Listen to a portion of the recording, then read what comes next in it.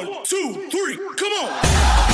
¿Qué tal, amigos? Bienvenidos a una emisión más de Fútbol Total Radio. 30 minutos de pura pasión con las mejores historias de este maravilloso deporte. Esta es la alineación de Fútbol Total para este partido mundialista. Con el número 1, el guardián de la cabina, su servidor, Osvaldo Fragoso. Con el dorsal número 10, el volante creativo, Marco Campuzano. Con la casaca número 4, el señor de las redes, Mario Iván Martínez. Con la camiseta número 5, el crack que lleva la música por dentro, Esteban Lozano. Y con el 7, el táctico, el editor del medio campo, Jorge González.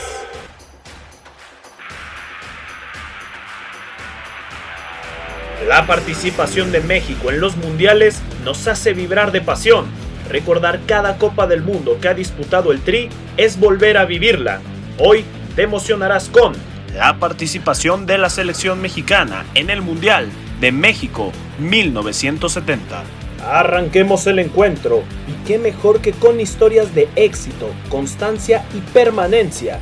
¿Qué tuvieron que vivir las estrellas de hoy antes de convertirse en ídolos?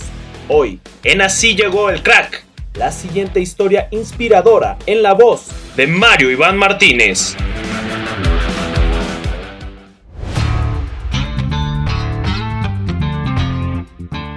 Hola, ¿qué tal, amigas y amigos de Fútbol Total? Yo soy Mario Iván Martínez y les doy la bienvenida a una nueva cápsula de Así Llegó el Crack. En esta ocasión conoceremos los inicios, la infancia y los orígenes de Enrique Borja. Enrique Borja es uno de los máximos ídolos del fútbol mexicano. Se convirtió en uno de los pocos jugadores que fue referente en América y Pumas y en uno de los mejores centros delanteros de la historia de la Liga MX. Una auténtica leyenda. Nació el 30 de diciembre de 1945 en la Ciudad de México. En la colonia San Rafael pasó una gran infancia con sus hermanos y amigos. Y aunque sus padres se divorciaron, Borja ha contado en diversas oportunidades que creció rodeado de amor familiar. Gracias al esfuerzo de sus padres, nunca faltó comida en su casa ni le faltó educación. Además, siempre estaba dispuesto a ayudar a hacer algunos mandados para tener algunos pesos más. En un principio, el exjugador tenía en mente convertirse en torero, profesión que su mamá y su papá practicaron durante varios años. La tauromaquia llamaba su atención desde muy pequeño, hasta que un día, mientras presenciaba cómo marcaban un novillo, este se zafó y pateó a Borja. Desde aquella experiencia cambió por completo su expectativa de lo que quería ser de grande, y volcó su amor hacia el fútbol. Durante sus primeros años se dedicó a jugar con sus amigos de la colonia. Se divertían mientras practicaban diversos deportes o se entretenían con el trompo, pero principalmente disfrutaban pateando una pelota. Tantas eran sus ganas de convertirse en futbolista profesional que mentalmente siempre fue muy fuerte para evitar tentaciones en la adolescencia como las drogas o el alcohol. Incluso sus amigos lo apoyaban en esa decisión, y si en algún momento tenía un poco de debilidad por probar una cerveza, lo detenían y le comentaban: tú no, tú tienes que jugar.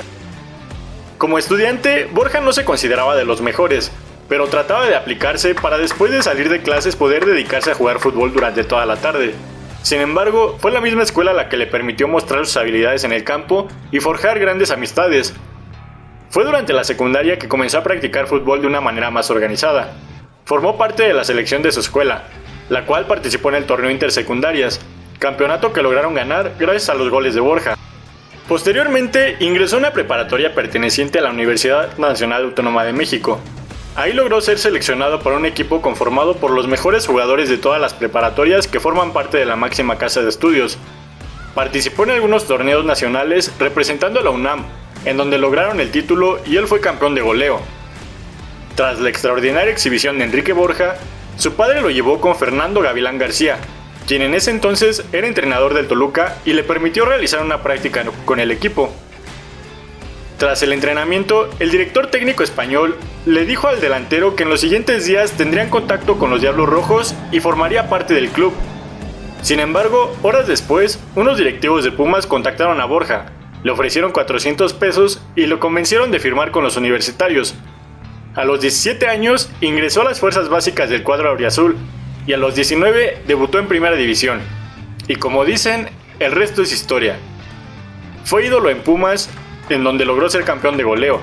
Posteriormente, en un polémico traspaso, se convirtió en jugador del América. Con las Águilas logró ser campeón de Liga, campeón de Copa, campeón de campeones y tricampeón de goleo. Con la selección mexicana jugó 2 mundiales, Inglaterra 66, en el cual marcó un gol ante Francia, y México 70. Bueno, amigas y amigos, hasta aquí una nueva edición de Así Llegó el Crack. Yo soy Maribán Martínez y los espero en la siguiente.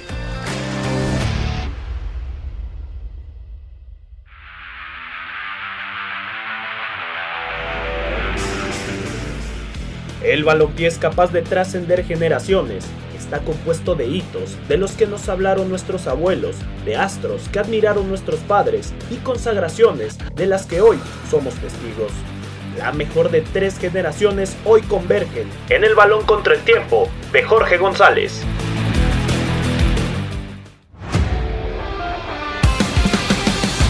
Hola, ¿qué tal amigas y amigos de Fútbol Total y la Octava Sports? Les habla George González en una emisión más del Balón contra el Tiempo en Fútbol Total Radio. Para esta edición de México en los Mundiales, tomaremos como referencia su participación en México 70. Fue en dicha justa en la que el Tri consiguió su primera goleada, avanzar por primera vez a la siguiente ronda, además de que fue la primera ocasión en la que fungió como sede mundialista. Es por ello que aprovecharemos para platicar de las 10 primeras veces del representativo azteca en la historia de las Copas del Mundo. 1. Su primer mundial. El Tri fue una de las 13 selecciones que acudieron a la primera Copa Mundial. Su participación fue por invitación. Para llegar a Montevideo, salieron de la capital del país el 2 de junio, con escalas en Veracruz, Nueva York y Río de Janeiro, incluido un largo viaje en barco de 26 días a Sudamérica. 2. Su primer partido. Ya en Montevideo, México tuvo la dicha de encarar uno de los 2 juegos inaugurales de las Copas del Mundo. Fue el 13 de julio de 1930 ante Francia, en el hoy inexistente Estadio Pocitos del Peñarol, ante más de 4,000 espectadores. 3. Su primer gol. Aunque en dicho juego no logró su primera victoria o su primer punto, sí anotó su primer gol en la historia de las Copas del Mundo. Fue gracias a Juan Trompito Carreño, entonces jugador del Atlante, quien hizo el tanto de la honra ante los galos, en la goleada en contra por 4-1. 4. Su primer punto.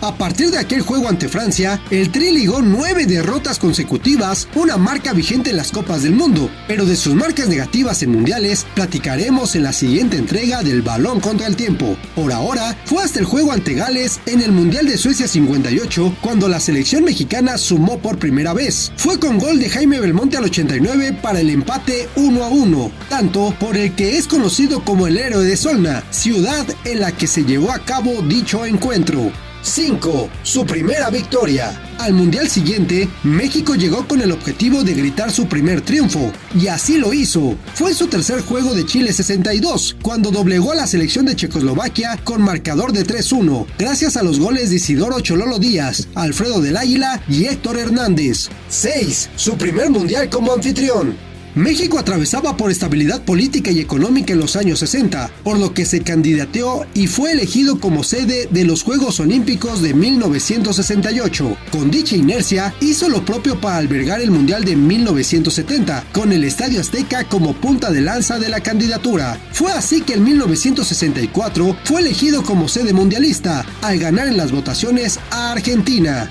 7. Su primera goleada. Con el pletórico Estadio Azteca como escenario, el Tri logró su primera goleada a favor en su segundo juego de México 70. Fue ante El Salvador por 4-0, con doblete del Cabo Valdivia y tantos de Javier Fragoso y Nacho Basaguren. Hasta el momento, es su victoria más abultada y el único partido mundialista en el que ha hecho 4 goles. 8. Su primera clasificación a segunda ronda. En México 70, el Tri avanzó por primera vez a la segunda fase del torneo mundialista, etapa de eliminación directa. Fue gracias a sus victorias sobre El Salvador y Bélgica y empate ante la Unión Soviética que clasificó como segundo de grupo. 9. Su primer partido en segunda ronda. Como el torneo se conformaba por 16 selecciones, de fase de grupos avanzó a cuartos de final. En su cuarto partido, se enfrentó a Italia en la Bombonera de Toluca. Iniciaron ganando con gol de la Calaca González, pero cayeron 4-1 con autogol del Calimán Guzmán, doblete de Luigi Riva y un tanto más de Gianni Rivera. 10. Su primer quinto partido. tuvieron que pasar 16 años para volver a ver a México conseguir algún otro logro destacado en mundiales. Fue en México 86, su segundo mundial como sede, cuando tuvieron la dicha de avanzar por primera y única vez hasta el momento al anhelado quinto partido, gracias a la victoria 2-1 sobre Bulgaria en octavos de final. Para conocer más de su participación en aquel Mundial de México 86 y de su quinto partido ante Alemania, no te pierdas las siguientes entregas del Balón contra el Tiempo en Fútbol Total Radio. Y también consulta nuestro sitio web y redes sociales de Fútbol Total. ¿Qué otra primera vez tendrá el Tri ahora en Qatar 2022? Solo el Balón y el Tiempo nos lo dirán. Yo soy Jorge González y esto fue El Balón contra el Tiempo.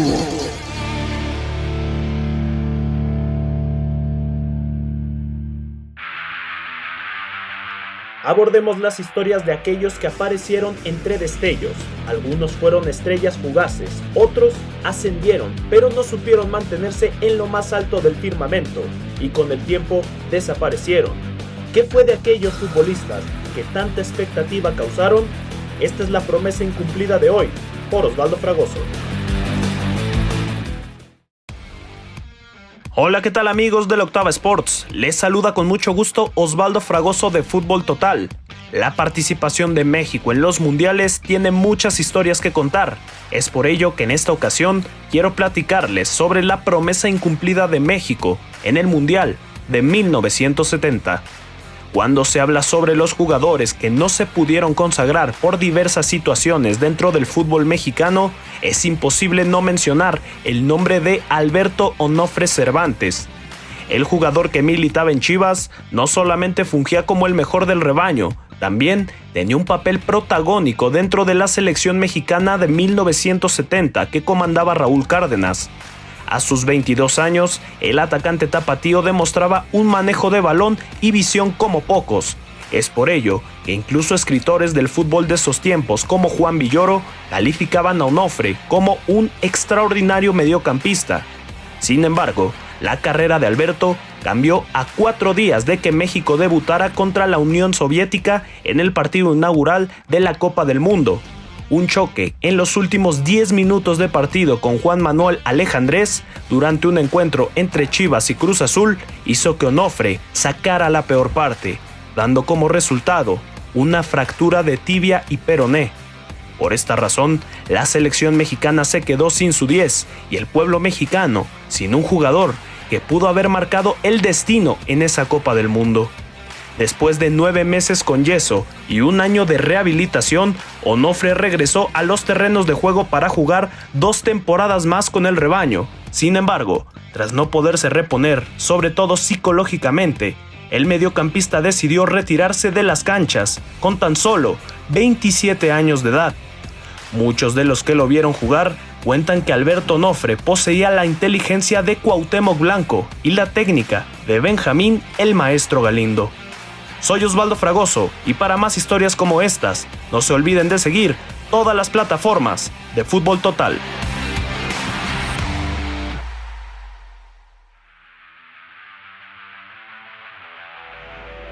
El fútbol femenil crece y mejora día con día, principalmente por la dedicación de todas sus futbolistas. Cada una de ellas es una historia de esfuerzo y talento.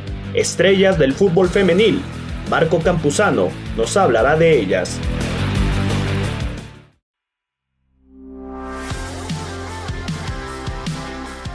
¿Qué tal amigos? Les habla con mucho gusto Marco Campuzano de Fútbol Total. Hoy les voy a platicar de la mejor jugadora en la historia de México femenil. Así es, les voy a hablar de Maribel Domínguez. La historia de Marigol es una de las más impresionantes que hay en el balompié nacional. El camino que ha recorrido esta mujer ha sido uno de los más duros en la historia de este deporte. De hecho, se le considera como una pionera para que hoy en día estemos viviendo el auge del fútbol femenil en México. Maribel nació en 1978, una etapa muy complicada para las mujeres que aspiraban a ser futbolistas profesionales. En ese entonces el deporte era considerado de hombres y el apoyo que recibían las mujeres para poder jugar era prácticamente nulo. De hecho, para que Maribel pudiera jugar en los equipos de su barrio, se llegó a disfrazar de hombre. Sí, desde que tenía 14 años optó por disfrazarse de niño, todo con la intención de alcanzar su sueño de jugar fútbol. Su esfuerzo no pasó desapercibido y rápidamente fue considerada para la selección mexicana. El talento de Maribel fue clave para que México pudiera acceder al primer mundial en su historia. Cabe recalcar que el primer mundial femenil acreditado por la FIFA ocurrió en 1991, pero México no calificó hasta 1999. Y de hecho, la actuación de México en su primer mundial fue un desastre. Perdieron todos sus partidos prácticamente por goleada y solamente pudieron anotar una sola vez. Sin embargo, lo destacado fue que la misma Maribel Domínguez es la encargada de anotar el primer gol para México en la historia de los mundiales. Lo hizo ante Brasil en el juego de la fase de grupos y el partido terminó 7-1. Posteriormente, Maribel no se cansaría de romper récords con la selección mexicana femenil. Después de una larga carrera, se consagró como la jugadora con más partidos en selección, así como la máxima goleadora en la historia del tricolor, con 75 anotaciones a su cuenta. Por otro lado, en su carrera profesional, vivió un curioso capítulo en el 2004. Maribel estuvo a punto de fichar con el Atlético Celaya, sí, el equipo varonil de la segunda división mexicana. Por primera vez en la historia, una mujer iba a jugar a nivel profesional en un equipo de hombres. Curiosamente, la Federación Mexicana autorizó dicho fichaje. Sin embargo, fue la misma FIFA quien echó para atrás esta transacción. A grandes rasgos, esta es la historia de Maribel Domínguez, una de las figuras más importantes, si no es que la más importante en la historia del fútbol mexicano femenil. Te ha hablado Marco Campuzano y no te pierdas los próximos capítulos de Fútbol Total Radio para escuchar más historias como esta.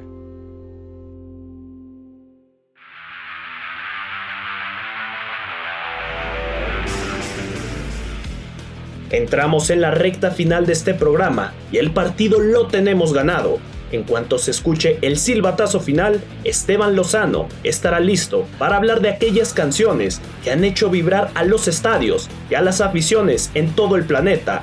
Así suena el fútbol.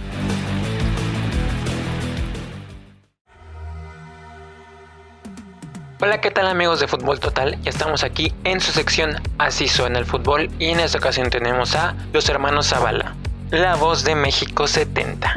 La historia de los hermanos Zavala se remonta desde los años 50. Se trata de una familia mexicana, como lo dice su nombre, es de una tradición musical. Todo empieza con Antonio Zavala Camarena y su esposa Carmen Rocha de Zavala. Ella era pianista, el papá de esta familia, Antonio Zavala, era un multiinstrumentista. Era imposible que sus hijos no se dedicaran a algo que tuviera que ver con la música, puesto que él tocaba todos los instrumentos, además que enseñaba y tenía un gusto por la música muy variada en realidad. No era alguien que se dedicara solo a un género o que le interesara solo un estilo de música. Pues bueno, esta pareja tuvo 6 hijos y 6 hijas, por lo tanto eran 12 hermanos que se convirtieron en un grupo musical finalmente, que en realidad eran todos un espectáculo, porque además que tocaban diferentes instrumentos musicales, bailaban, actuaban, hacían sus coreografías e incluso realizaban casi todas las labores que van encima del escenario y por detrás. Me refiero a un trabajo de producción, de escenografía e incluso pues eran los diseñadores del espectáculo. Y bueno, estos hermanos fueron